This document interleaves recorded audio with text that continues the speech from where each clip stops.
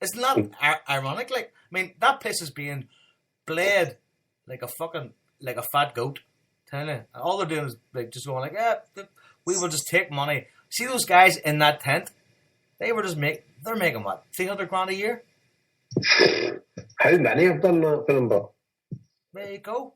I mean, see one thing where they keep on about your going back to your Barry Hearn talking about Scottish football and talking about this is the bit that gets me. Right, I've jumped in the car a couple of times now. Radio Clyde phone-in's been on them, but I listen to it for 2 seconds and turn it off. But his full point was about people in Scotland need to start getting a bit of their pride back. Yeah. You know, a bit of pride in their product and start selling it right. And I agreed with everything they said about Doncaster Megan. If they work for him, they'll get sacked. Absolutely. If they work for me, they get sacked. So at the end of the day, we have to look at our game. But when you look at the SPL figures, I think 8 teams out of the top flight of their tendencies have went up. But Aberdeen played Dundee United the other day. It was a sellout. Us against Dundee United on Saturday, that was one of the biggest crowds I've seen at Tannadice. Because we played them previously, and our end's always sold out, but it's sparsely populated. You know, I was at Fir Park the other week. That was a terrible crowd. You know, ours was full, but they've just deserted them. But you're looking at other teams. I think St Johnson's crowds must be up. They've got a shit crowd anyway. They're not going to, regardless of any investment they get, they're never going to have a big crowd. Dundee's crowds will be up. Dundee United, Aberdeen, Hibs and Hearts. I don't know. I think Hearts are selling it every week, apart from against us in the cup, which the space is there. But Hearts have got a big crowd anyway. I don't know about Hibs' crowds. They're obviously the lower league, but I think it's got SPL. I think crowds are up. So Dundee United and Dundee fans and Aberdeen fans, they don't really care about us or Rangers. Mm-hmm. You know, they don't care. Sorry, us or the Rangers. They don't care about us at all. You know, we don't bother them. They live in their own sort of world, and the sort of west of Scotland bigotry is so called that they would say that doesn't cross their minds. They do not, you know, it doesn't bother them. They're only caring about dark blue against tangerine or tangerine against red, you know. And it's we live in, obviously the population is massive down here in the west of Scotland, and as football fans go, we are the vast majority. But they don't really care. But Scottish, you listen to that Radio Clyde and that, and they keep saying, "Oh, it's Armageddon shit," and Rangers need to get put. I mean, at the end of the day, see with the crooks and criminals that have been in charge of that team or that carcass or whatever in the last few years, they would promote them to the SPL they do just because Scottish football needs it. You know why? Because before they died, the fact that the crowds were dropping at Celtic anyway. Yeah. See, a good thing about for fans of other clubs at the minute, like, you've only one team you beat to win a trophy. If you know what I mean? Without being blasé about it, you used to have 2 teams to beat. Yep. Now you've only one team you beat to win a trophy. Yeah. And by the way, one of these teams are going to be in a cup final basically against Celtic. If you know what I mean, if it meant to, if everything ran how it should run, like with favourites and all and blah blah blah. You've only one team you beat to win a trophy. And there you look at their Dundee United beat us the weekend. So they've got to say to themselves, now we only play them 4 times a season. If we can beat all the other teams, and if they drop some points, we could actually win the league. But that's the problem, eh? That's always been the problem for these kind of teams, that raising their game to play Celtic. Because I heard, like, they were mentioning in the commentary that they were getting loads of slags for how they played against Aberdeen the week before. There's Welling. Fucking Drew. What a goal. See you. I'm never listening to you again. You've still got 10 minutes to go. Aye. On you go, sorry. But, like, see what you were talking about earlier about not checking other scores. If we're still only 4 points clear, come fucking March, you'll start checking scores then. Aye. So, I mean, if it means something, aye. Yeah. And it's a weird one that, you know what Celtic to get beat, so teams can stay behind. But I still want that excitement. A day check the scores when Inverness were sort of above us. I was checking their score. You day check the scores. I'm still interested in Scottish football. I only made that. I think you meant like during the game at half time and shit like that. What you meant? No, aye. I didn't check scores other teams in play. Fuck no, every day, your phone now and stuff like that, you have to be a look at what the scores are and stuff, aye. That's right, he's lying to the folks. You're lying to the fucking listeners. What the fuck? Folks, we found out I'm the only honest person in this show. Joe, are you on a couple of bottles of wine now? Me? I didn't, no, a bottle of cider is what it is. I listen to you two talk shit. I mean, that's what I'm doing here. Jesus, you've got a bet on. Joe doesn't know what he's drinking. Ebbs Fleet. What arseholes. Ebbs Fleet, is it called? I could have cashed out 90% in my total pot there. I kept it running because you used twats. Blame us. Blame us. That's right. Every gambling addict blames his friends. There you go. I can cash it now for a third mistake. There you go. That's a game. You know what? You also pay. Well, right, man. Listen, you only need one goal. I know. Think about me this time last year. 10.5 grand. That's right. 10.5 grand. That was brilliant, wasn't it? Oh, shite. They cashed it then. Okay, I was demanding to speak to the manager and everything. He says, give some money. It was shocking, wasn't it? That's right. I remember I was in London. Stonewall penalty as well. In London at the time. And I know, bloody hell, no. Fucking Liverpool. There you go, Jason. Yeah. Anyway, is that us? I think that's just done now. A rambling, good and bad. Good and bad, that's right. Good and bad. So we'll throw it down. I don't know. Harper, you choose good or bad. We'll go with bad first, though. Okay, well, it's you first. Oh, well, my bad's definitely the football Boxing Day. Or the Scottish football Boxing Day. Go to the pub where I'm going to be. I think there's an EPL fiesta, is there? But yes, of course there is. So, Chelsea, Man United, Liverpool, and Arsenal, I'm sure, at some point. That who's on, so I'm going to have all the Liverpool fans. And who did you say? I just named 4 popular teams. I guarantee 2 of them are playing. Everton are playing. Okay, well then. Anyway, I know the games on, so it's going to be all EPL piss in the pub instead of Celtic, which is a bit of a bummer. So that's my one bad for the week. Jason, your one bad?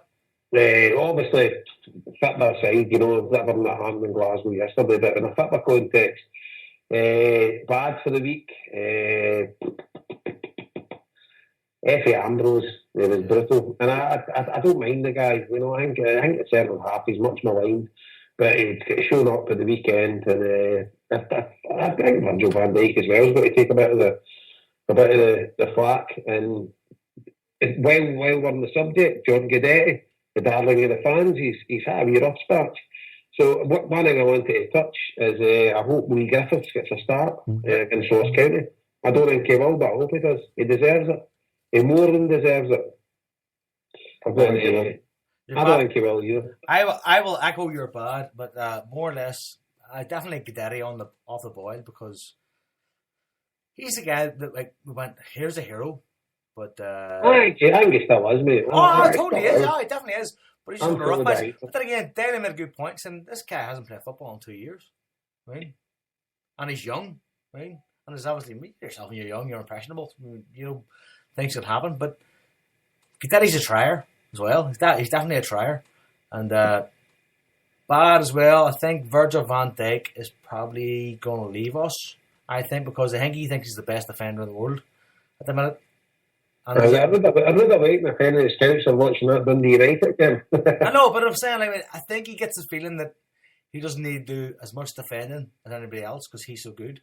I get a wee vibe of arrogance out of it. I don't know what it is. Maybe it's just me. Probably is just me, in fairness, to be honest. But it's a bad thing anyway. I think I agree with you. But at the end of the day, he's still a quality player. Without a doubt, the guy's amazing. You know what I mean? Listen, he's not going to stay with us for too long. We'll get this season out of him, and that'll be it. Right? Without a doubt, the guy's gone. I mean, he's that good. I mean, you see him stand next to Craig Gordon, you go, that guy's a central defender without a doubt, because he's about 2 inches bigger than Craig Gordon, and he's 2 inches wider than Craig Gordon. I mean, he's made for a big team, without a doubt. I mean, and he's also got skills on the ball. So, we're not keeping him. But the problem is, when you have him, is he going to be arrogant about things? And I'm the best here. I don't know. I just get that wee feeling about him. Obviously, I know fuck all about Virgil van Dijk and football. So, That's just my guess. You're just racist like those Dutch folk, aren't you? Oh, aye, that's me. Aye, me. There you go. What I'm going to do is I'm going to challenge Virgil van Dijk to a fight next to the female lamppost in Amsterdam. Right? I'm going to fucking smash his head into the lamppost.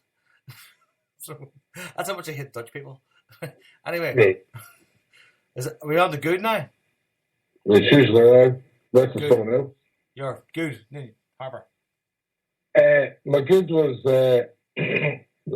some of the pictures on the Celtic Facebook page of the players at Yorkville Children's Hospital. Yeah. It was someone else that brought a smile on the face today. Apart from John Guidetti in a fucking Yankees hat. Aye. But no, some of the pictures and some of the players looked like they were really, really, really into it, and it's not just a troll, like especially Lee Griffiths. Aye. Enough. Looks like a guy who, as much as they say he just wants to play football, but he looks like he really loves it at Celtic. Yeah, he does. And he really wants to be accepted by the fans, and he really wants to play a big part here. And that was he seemed to be in every picture, and he's holding babies, and he's this, and he's doing that. And some of the pictures are great. Him Stokesy and Brown seem to really be into it. Like, no, just don't be the pictures, like, no, but I like seeing all that kind of stuff. There's a video, Celtic's put a video up as well. And I've not seen that. That's good. Aye, it's part of the things that I know all clubs do that sort of thing this time of year, but it's nice to see and ease everybody a lift. And it's like, I just want to mention as well the last Desert Island Tims bar one, the Tony Roper one. Uh-huh. And we spoiler alert. I haven't listened to it yet, so fucking no. Back, you can fast forward this 30 seconds, but the story Tony Roper told us that his brother was dying in the hospice, Jason. And I'll not go into the whole story. It's not tremendous about his brother dying, but the story's tremendous. The fact that Neil Lennon just happened to be in the hospice, he used to go up there, Joe, every Christmas Day. Just unannounced, he'd just go in and see all the people in the hospice. Was never reported on or anything like that. He just done it off his own back. Christmas Day, Neil Lennon up and meeting people basically on their deathbeds, like, you're in the hospice, you're very violent, so I'm not getting the story which Tony Roper told, which was actually very funny. It's a very funny story, even though it's his brother died, but anybody didn't listen to that, go and have a look. Desert Island Tims, Tony Roper, one of the best shit, some great stories, Tony, but dodgy music, but there you go. Yep. Jason, you're good. My good, the figure Celtic on the back of that video and that about the Celtic Foundation, about the money they've raised for charity, but it's really good. It's excellent. Celtic obviously started off with a £10,000 donation, and the fans have raised the rest. There was a collection before the game last week, and I wasn't on the show last week, but I went and sat with the Kano Foundation, and probably if we've not got a show next week, but at the end of the year, one thing I would like to say is just about how the Kano Foundation is going from strength to strength. Yeah. That's the thing I feel. That's my favourite thing about Celtic at the minute, and I love it. And I'm just delighted. It's gone from strength to strength, and the amount of Celtic fans that are getting behind it, and it's just brilliant. And I think there ain't no stopping us now. In the words of McFadden and Whitehead, I think the Kano Foundation it's just going places now, and I would love to see another team take us on board. I'd love to see other teams get something like this going with their fans and get the next generation of supporters. But the Kano Foundation is absolutely amazing. And I was privileged to spend. I took my kids. I took Rory and his wee pal to the game last week and sat in with them. And it was brilliant, and my neighbour and his boy, they could take our season tickets. But it was great to sit in with them, and it was a 3,000 kid. And it was about 3 youth groups over there, but it was absolutely brilliant. And even Rory, I'm actually thinking moving my season tickets down quite near there because he loved the buzz. Yeah. Welling's fucking drew 2 each. He used to. I'm off. All time. That did. Right, there you go. Rory loved the buzz. Loads of other kids run about and stuff like that. So I know we harp on about the Kano Foundation. Folk may get a bit fed up to listen to it, but I don't care. Because they are the best thing about Celtic. I'm behind you, mate. Like, Kano's always going to be part of the show, I think. Aye, absolutely. So the Celtic Foundation, which was great, and then the Kano Foundation